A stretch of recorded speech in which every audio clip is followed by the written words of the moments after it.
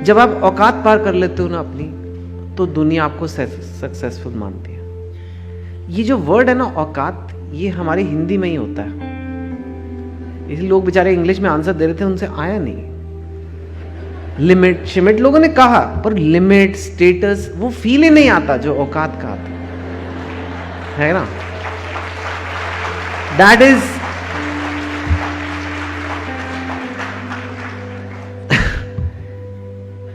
हर Indian को अपनी औकात का एहसास दिलाया जाता है।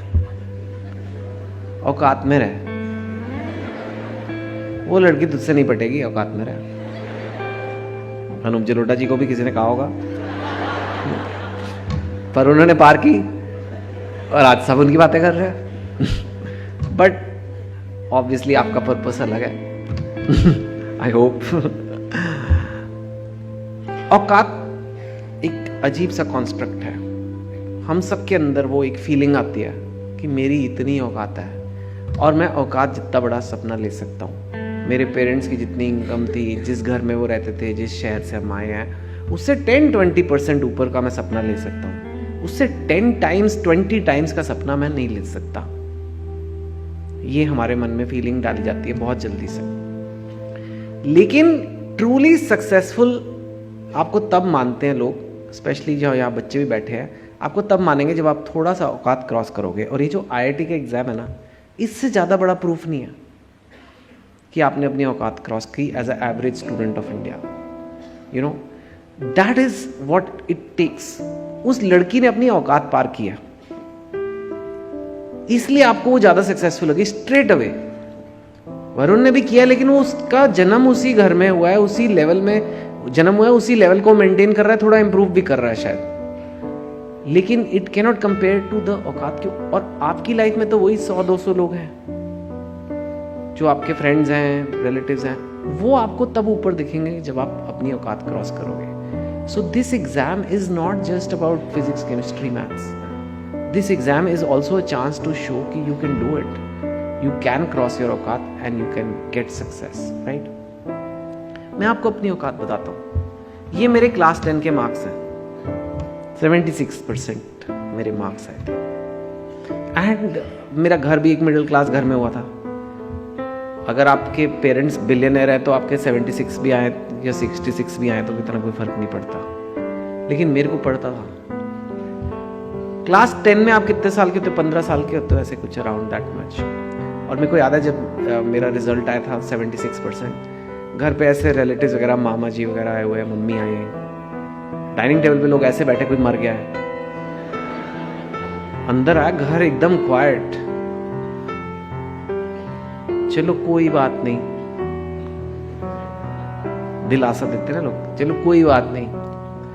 फिर एक बड़ी थॉट के बाद मामा जी ने बड़ी इंसाइटफुल बात की, चलो कुछ ना कुछ तो कर ही लेगा, कुछ ना कुछ। आई डोंट नो इसका क्या मैं मतलब निकालूं। चलो बेटे कोई बात नहीं, अब जाके सो जाओ तुम। मैं चला गया अपने रूम में सोने। कुछ ना कुछ तो करना है। तो कुछ कर रहा था। मैंने कहा मैं प्लान बनाता हूं अपनी लाइफ का, क्या करूंगा मैं। उस टाइम ना इंडिया में STD बूथ्स बड़े नए नए आए थे। यू नो, STD बूथ आप लोगों को पता भी नहीं है, यंग जनरेशन को STD बूथ क्या होता है। पर हमें अगर यहाँ से पूना फ़ोन करना है तो लाइन में लगना पड़ता था एक दुकान पे लॉन्ग डिस्टेंस कॉल्स के लिए। अब कोई व्हाट्सएप कॉल नहीं होता था तब। आज तो होते भी नहीं STD बूथ, पता नहीं क्या कर रहा होता मैं, शायद जियो के सिम कार्ड बेचता या। पर मेरे को लगा STD बूथ खोलूँगा मैं, और मैं बहुत अगर स्मार्ट हो गया तो 2 STD बूथ हो जाएंगे मेरे, और अगर बहुत ज़्यादा हो गया तो 4 खोल दूंगा, तो मतलब लाइफ सेट है। तो अगले दिन जाके मैंने फिर डाइनिंग टेबल पे अपना प्लान बनाया कि मेरा ये प्लान है, मेरे को STD बूथ खोलने हैं और मैं बहुत मेहनत करूँगा, 2 से 4 लेके जाऊँगा। देखा लोगों ने मेरा ऊपर नीचे, औकात मेजर हो रही है कि ये सपना बराबर है औकात के कि नहीं। हाँ ठीक है, कर सकता है, ये कर लेना। That was the dream, that was decided. और जाओ फिर सो जाओ तुम। फिर मैं सोने गया। मैंने कहा यार ये तो बड़ी जोर की औकात का ठप्पा लग गया मेरी पीठ पे। 76% जैसे टैटू करा लिया है, और ये भी हो गया कि अभी तुम्हें करना क्या लाइफ में, और तुम 15 साल के हो। और पूरी लाइफ में तुम्हें क्या करना है, एसटीडी बूथ खोलना है, ये तुम्हारा है। इसके बाद कोई तुमसे कभी कुछ नहीं कहेगा। अब सब कुछ तुम्हें करना है, अब तो यही है। मैं कहा यार कुछ तो करना पड़ेगा कि लोग मुझे मुड़ के दोबारा देखें। नहीं तो मैं वो बन गया जैसे फैमिली में जो कज़न होते हैं ना, जो शादी में जाते हैं तो ऐसे आपको बाकी कज़न, अरे ये देखो ये मेडिसिन कर रहा है, अरे ये इंजीनियरिंग कर रहा है, और तू कितने रसगुल्ले खाएगा।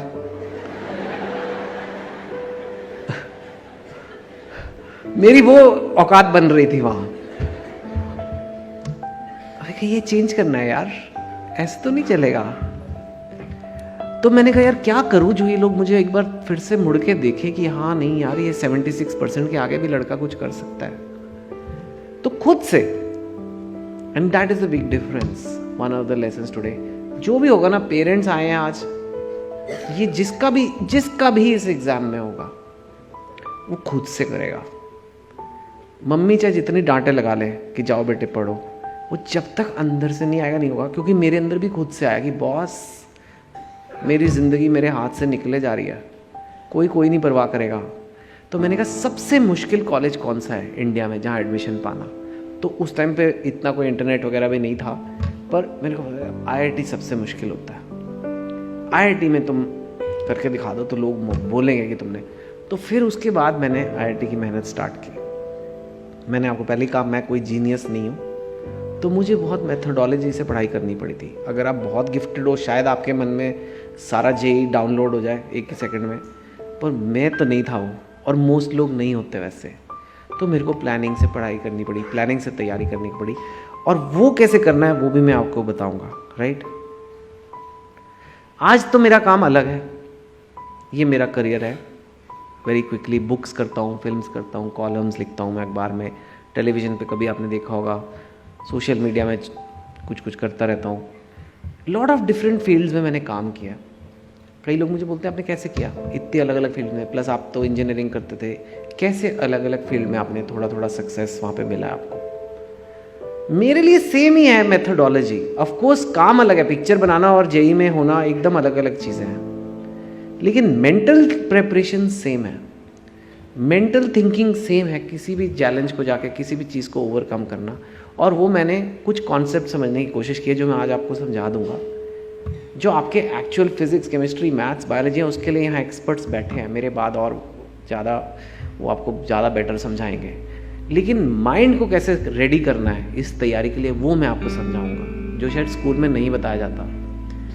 जो लोग घबरा जाते हैं तैयारी करने से, यार ये तो मेरी औकात के बाहर है, ये तो होगा ही नहीं मुझसे, वो मैं आपको समझाऊंगा ऐसा क्यों होता है, आपका माइंड क्यों कहता है ये, so that you are at least in the right frame of mind when you are going for this, right? एक बड़ा इंपॉर्टेंट कॉन्सेप्ट लोग भूल जाते हैं, short effort goals versus long effort goals. ठीक है, सपोजिंग मैं आपको बोलूं कि अपना कमरा साफ करो, आपको कितनी देर लगेगी? 1 घंटा, 2 घंटे मैक्सिमम, चलो बहुत गंदा है तो। आपको मैं बोलता हूँ खाना बनाना है किसी के लिए, कितनी देर लगेगी? 2 घंटे मैक्सिमम। ठीक है, आपको मैं बोलता हूँ बाजार से सब्जी लानी है, 1-2 घंटे लग जाएंगे, ले आओगे। ये गोल्स हैं, गोल है कमरा साफ करना, ये करना। आपने गोल अचीव कर लिया, कर लोगे, हाँ सब्जी ले आना, ले आए, गोल अचीव हो गया। पर क्या आज तक आपने ये सुना है कि यार ये आदमी बहुत सक्सेसफुल है, ये कल 3 किलो टमाटर खरीद के लाया? कहते कभी ऐसे? क्यों नहीं कहते? ये भी तो गोल था, आज का काम था टमाटर लाना, टमाटर के बिना कैसे सब्जी बनेगी?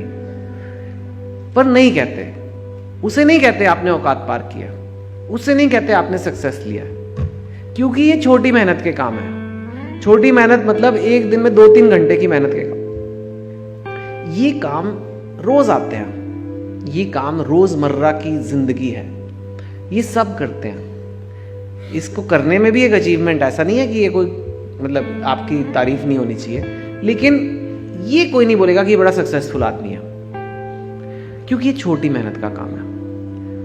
अगर आपको औकात पार करनी है, मतलब अगर आपको सक्सेस चाहिए, तो इनवेरिएबली काम जो है वो लंबी मेहनत का होगा। ठीक है, अगर मैं आपको कहता हूं कि मुझे IIT की तैयारी करनी है, 3 दिन में हो जाएगी, हो सकता है ऐसे?